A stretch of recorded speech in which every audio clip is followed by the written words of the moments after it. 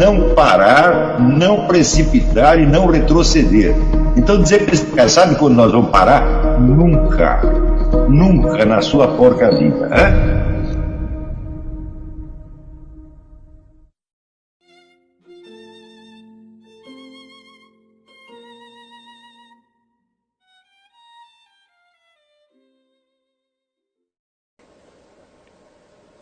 Existem dois objetivos diferentes com que você pode entrar numa vida de estudos.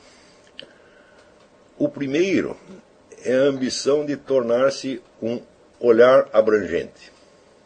É como se você fizesse, vamos dizer, pela imaginação, pelo esforço, você se transpusesse a um outro plano, certo? De onde você contempla, né, as coisas deste mundo, você contempla a natureza, contempla a história, contempla os fatos, tá certo? E busca obter uma visão geral organizada.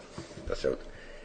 Este tipo de ascensão imaginativa pode criar uma sensação muito boa.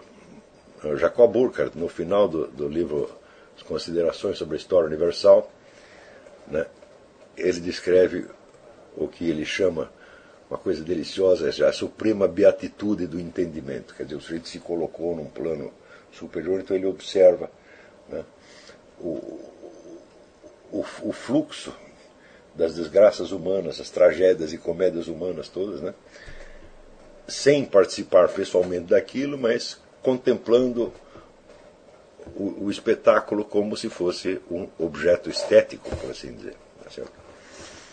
Bom, esta é geralmente a atitude de quem entra nesse negócio. Entendeu? Quase todos buscam isto. Não? Outros buscam um pouco mais do que isso. Eles querem chegar a uma compreensão do fluxo total para poder dirigi-lo ou poder influenciá-lo.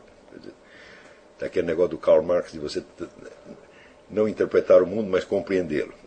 Note bem, o sujeito que entra nesta perspectiva de tipo marxista, ele ainda está dentro da ótica que eu mencionei antes. Ele ainda está na beatitude, ainda está em busca da beatitude do entendimento. Tá certo? Com a diferença que ele não se contenta só com a beatitude. Ele não quer só contemplar as coisas como se fosse um Deus, tá certo? Mas ele quer, de lá de cima, de onde ele está, influenciar, tá certo? O fluxo das coisas. Ele quer transformar o mundo e moldá-lo à sua imagem e semelhança. Bom, essas duas atitudes, a busca da contemplação da realidade e a contemplação estética, por assim dizer, e a busca do ponto de observação privilegiado, desde onde o curso das coisas pode ser alterado, isso tem sido, vamos dizer, ao longo dos últimos séculos, a motivação básica das pessoas que entram na vida intelectual. Tá certo? Muito bem.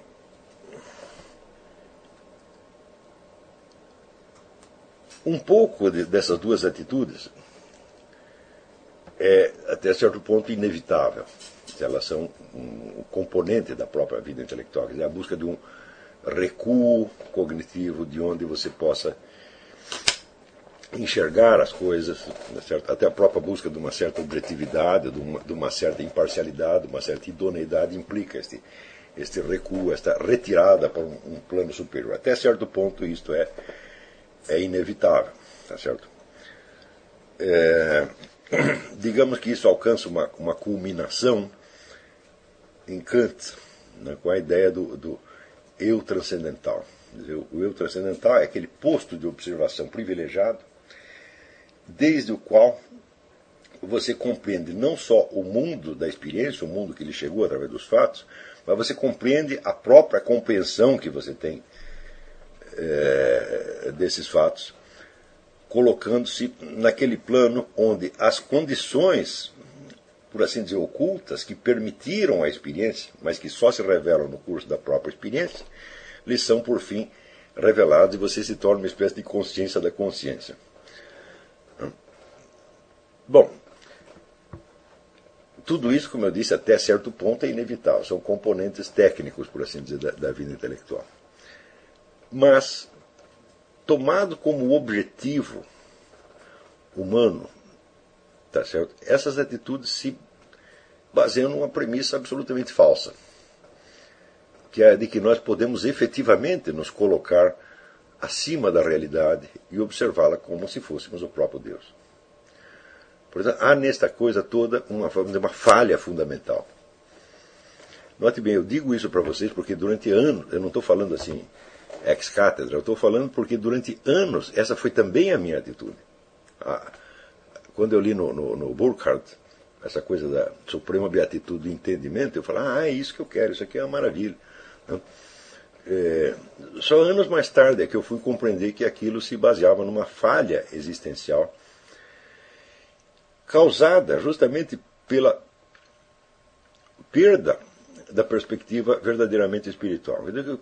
Quando eu falo perspectiva espiritual, eu não quero dizer uma crença religiosa, eu não quero dizer uma devoção, não quero dizer nada disso, mas eu quero dizer a simples consciência que o indivíduo tem de que acima dele existe um observador onisciente. E quando você entende que existe um observador onisciente acima de você, você entende que você não será jamais esse observador onisciente.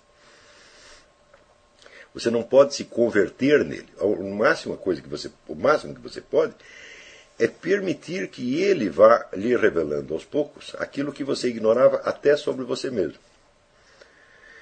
Então, a hora que você descobre isto, você percebe que a busca de uma posição privilegiada, um posto privilegiado de observação, como fala o Burckhardt, é uma falácia, é uma mentira existencial. Não é uma coisa verdadeira. Nós não estamos jamais acima de nós mesmos. Tá certo? Então, nós poderíamos comparar essa atitude burckhartiana com a atitude de Santo Agostinho, onde o que ele busca é, sobretudo, a compreensão dele mesmo, tá certo? Não como ego transcendental, não como sujeito do conhecimento, mas como sujeito humano do mundo, da ação, da incerteza, do pecado, etc, etc. Ou seja, Agostinho está falando do seu eu verdadeiro, o seu eu histórico, o seu eu temporal. Não tem nenhum eu transcendental ali.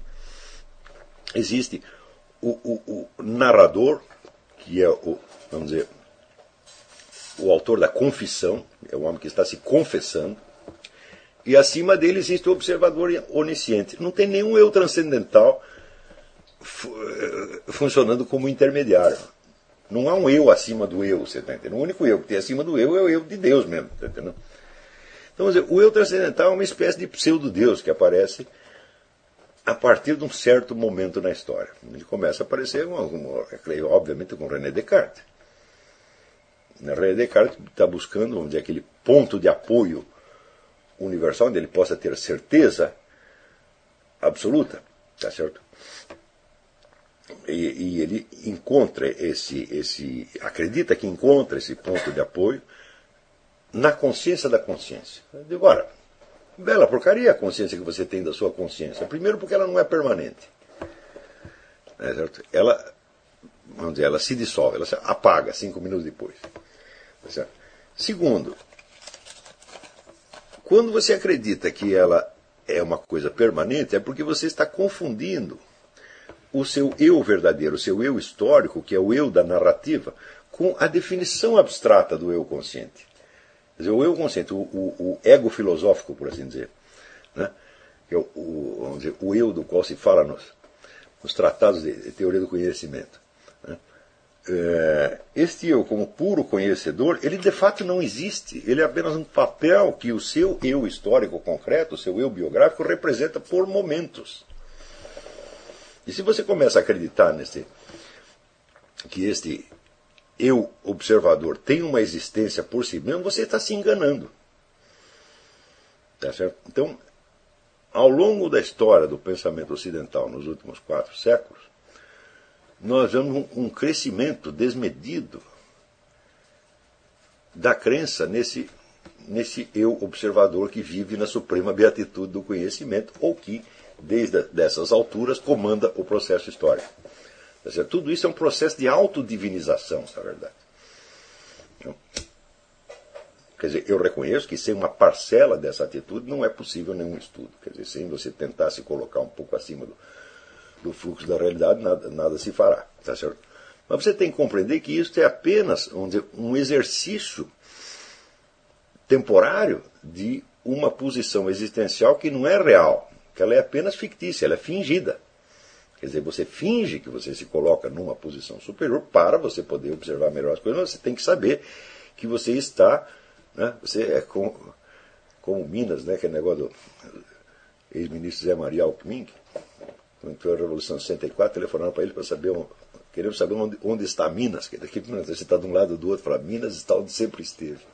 Então, o negócio é você saber que você está onde sempre esteve, entendeu?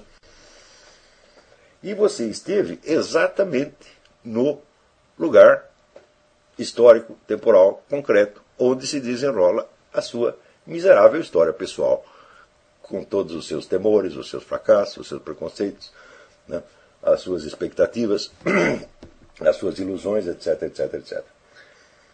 E este é justamente o terreno onde o Jean Guiton diz que nós devemos cavar, como Agostinho cavou. Agostinho não procurou se colocar acima de si mesmo, mas ao contrário, procurou mergulhar na realidade concreta da sua história pessoal, sabendo que acima dele não havia nenhum eu transcendental, mas havia um observador inconsciente que não era ele mesmo. Inconsciente não, onisciente, perdão. Observador onisciente, né? Que não era ele mesmo. Tá certo? No século XX, esta coisa do eu observador chega a um paroxismo numa escola esotérica, ocultista, que é a do George Gurdjieff. Gurdjieff ensinava que você devia desenvolver, ao lado do seu eu cotidiano, tá certo? Que ele considerava ilusório, um eu observador. Esse é um termo da escola Gurdjieffiana, o eu observador. O eu observador, ele não participa dos acontecimentos, ele não toma partido, ele não decide, ele só toma nota do que está acontecendo. Ele é totalmente neutro e observador. E ele fazia disto, isso não era uma doutrina filosófica, né? Era uma prática.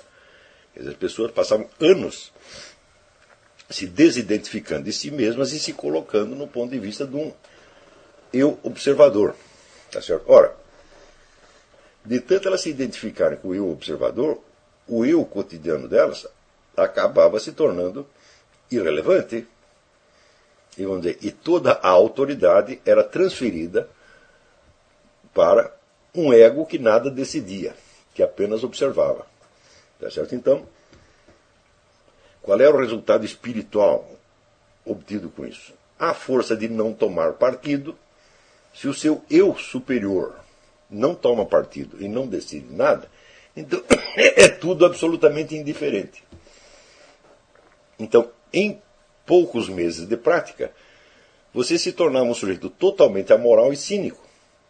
É isso que conseguia essa escola. Né? Esse é o grande resultado espiritual obtido. Tá certo? Ao ponto que, se você tivesse que, digamos que, matar a sua mãezinha, tá certo? O seu eu observador observaria aquilo com a maior neutralidade. Tá certo? Então, esse pretenso exercício espiritual, que supostamente iria elevar as pessoas, na verdade as estupidificava completamente. Ao mesmo tempo que estupidificava, lhes dá uma sensação de poder extraordinária, porque eles tinham se retirado para a esfera superior da suprema beatitude do conhecimento. E os acontecimentos humanos agora para eles eram tão neutros quanto, vamos dizer, a vida de um formigueiro, tá certo?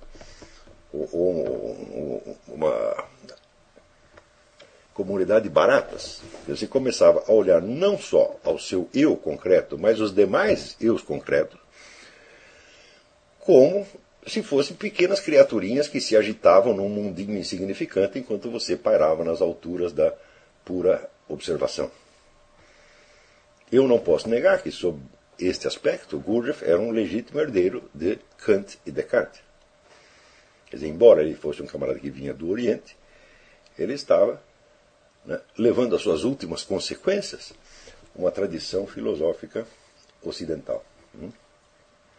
Muito bem. Quando você se coloca do ponto de vista deste eu superior, eu transcendental, eu observador, ou qualquer porcaria dessa, o objetivo do seu conhecimento, dos seus estudos, da sua vida intelectual, é chegar a um conhecimento da objetividade do mundo, tal como vista, por assim dizer, de fora e de cima. Tá certo? Só que acontece que este mundo, tal como você o vê, ele, por definição, não existe. Por quê? Porque você, na realidade, você jamais esteve na posição deste observador. Este é apenas um papel que você está desempenhando. E uma das coisas curiosas do Gurdjieffismo era precisamente que ele dizia aos discípulos: vocês têm uma infinidade de eus. Nenhum deles vale nada. Tudo isso aí é ilusão. Tá certo? Eu digo, bom, isso pode até acontecer. Tá certo? Porém, o eu observador é certamente mais fictício do que todos eles. Porque ele é criado premeditadamente. Tá certo? Ele é um papel que você desempenha e você passa a acreditar neste papel. Ora, quando você acredita que o seu verdadeiro eu, tá certo, é este personagem fictício que está lá nas alturas observando tudo, tá certo, e que aquele seu eu histórico concreto que decide, que sofre, que teme, etc., etc., é irreal, então aí é que você está no suprassumo da irrealidade, porque você está negando a própria substância da sua história. Você está totalmente alienado. Você está fazendo a anticonfissão. Está entendendo? Ou seja, enquanto Agostinho buscava penetrar mais profundamente na realidade da sua existência temporal e histórica, e confessar-se autor de seus atos, mesmo mínimos, mesmo atos desconhecidos, mesmo atos puramente interiores, não puros pensamentos que ele tinha, e reunir tudo isso e dizer: eu sou isso, eu fiz isto, eu assumo a responsabilidade disso. Enquanto Agostinho fazia isso, os kantianos e gurdjieffianos estavam negando tudo isso e dizendo: não, eu sou um ser superior, eu estou observando tudo desde cima, e toda esta miséria humana minha é irreal. Está entendendo? Então, isso tudo é uma fuga à condição humana. E nós não podemos negar que isso aí tudo, no fundo, tem uma inspiração gnóstica, evidentemente. Quer dizer, a recusa da realidade, a recusa da condição encarnada, a recusa da condição histórica, temporal, humana, com toda a sua fragilidade e miséria, é uma característica do gnosticismo. O gnóstico é um sujeito que não está aguentando o mundo, então ele finge que ele está acima do mundo. Tá certo? Um pouco na base do senta que o leão é manso. Tá entendendo? Quer dizer, como você... Vocês sabem a história, já contei aqui, né, como os seus escrotos estão ali apertados entre duas tábuas, tá certo? Você finge, né, que nada está acontecendo, você não quer que as pessoas levantem para não espremer os seus bagos ainda mais, então você senta que o leão é manso. Então você está se levando à suprema beatitude do conhecimento, tá vendo? Está mostrando que você é superior a toda aquela correria, miséria, gritaria em torno. Então, tudo isso, eu me encantava com essas coisas quando eu era jovem. Tá? Eu me encantei com Kant, me encantei com Gurdjieff, essa coisa toda. Né? Me encantei com místicas orientais, né? Yoga, etc. E hoje eu percebo o coeficiente de alienação que existe em tudo isso é prodigioso. E, por outro lado, a atração que isto exerce sobre as pessoas pode ser uma das principais fontes de inspiração da vocação intelectual. Quer dizer, o sujeito vai estudar para ele se sobrepor a esta, vamos dizer, a este rio, tá certo, de misérias, tormentos e sofrimentos humanos, tá certo? E se elevar à suprema beatitude do conhecimento. Então, desde logo, o princípio número 1, tá certo, da ética da vida intelectual é: cave onde você está. Isso é uma forma de Jean Guiton. Tá certo? E o cavar onde você... Quem nos deu a lição de cavar onde você está é exatamente Agostinho. Porque ele percebeu o seguinte, que a realidade da vida concreta por mais modesto, humilde e até humilhante que seja, é um negócio precioso. Por quê? Porque ela está acontecendo mesmo. Ela é uma realidade, ela não é um pensamento que você teve. Veja, mesmo os pensamentos que você os pensou realmente. Uma coisa é o pensamento considerado no seu conteúdo. Tá certo? Outra coisa é o pensamento considerado como um acontecimento da sua vida interior. No dia tal, às tantas horas, eu pensei tal coisa. Né? Então, essa coisa do Agostinho de assumir a realidade concreta da sua vida pessoal, biográfica, temporal, tá certo? Isso aqui é um tesouro para a vida intelectual. Por quê? Porque esta vida histórica biográfica, ela efetivamente aconteceu, ela não foi inventada. Então ela te dá uma base de realidade. Estão compreendendo? Você tem um material que, por assim dizer, não veio de você, que veio da realidade. Então você ali, você está, como dizer, você está pisando a terra firme.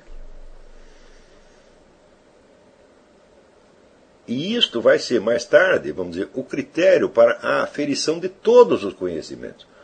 O que quer que você pense, ou creia, ou imagine, mas que não tenha raiz nessa individualidade concreta, histórica, temporal, é falso. É falso porque não é seu. É um teatro mental que você está vivendo. Claro, nós temos. O teatro mental é um dos grandes recursos do conhecimento humano. Tá certo? Eu mesmo recomendei que ao ler vários autores você se os incorporasse, por assim dizer, como papéis que você está representando. Um pouco de acordo com a técnica do Stanislavski, Konstantin Stanislavski, de você se identificar profundamente com o personagem, buscando os pontos de convergência entre o sentimento seu e o sentimento dele. Quer dizer, onde e quando você sentiu igual aquele personagem, ou se não sentiu exatamente igual, buscar um análogo. Né? Então, eu mesmo recomendei isso, então eu sei que o teatro mental é um instrumento indispensável do aprendizado. Mas o teatro mental ele serve para alguma coisa desde que você saiba que é teatro e você consiga depois sair do teatro e voltar para casa, por assim dizer. Agora, se você fica lá e você fica achando que você de fato você é Aristóteles ou Platão ou o autor que você está lendo, então você pirou. Você pirou que nem aquela história do Pirandello, o sujeito que achava que era o rei Henrique IV e obrigava todo mundo a se comportar como se fosse a corte de Henrique IV. E os caras até acabavam acreditando, quer dizer, enganou assim mesmo. Essa é uma grande parábola do mundo moderno. Quer dizer, o sujeito acreditou no seu teatro mental com tal intensidade que ele fez os outros acreditarem. Se você perguntar o que é um movimento ideológico de massas, é exatamente isso. Tá certo? É uma pessoa maligna, doente, tá certo? Incapaz de suportar a realidade da sua própria miséria, então que escapa para um mundo idealizado, teatral, e desempenha aquele papel com tal verossimilhança, com tal intensidade, né, com tal devoção que ele faz os outros começarem a representar aquilo mesmo, fugindo, portanto, da realidade das suas vidas. Por exemplo, quando você vê, né, nos movimentos comunistas, a gente vê aquela multidão de caras de classe média alta e de classe alta, né, tentando sentir proletariamente, né, falando de proletariado. Olha, não tinha nenhum proletário lá, jamais.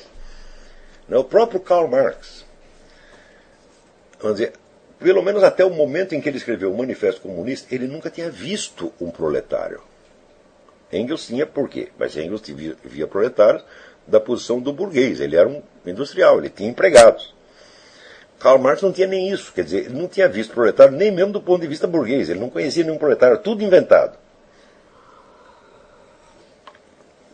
Então, você está convidando as pessoas a participar do seu teatro mental.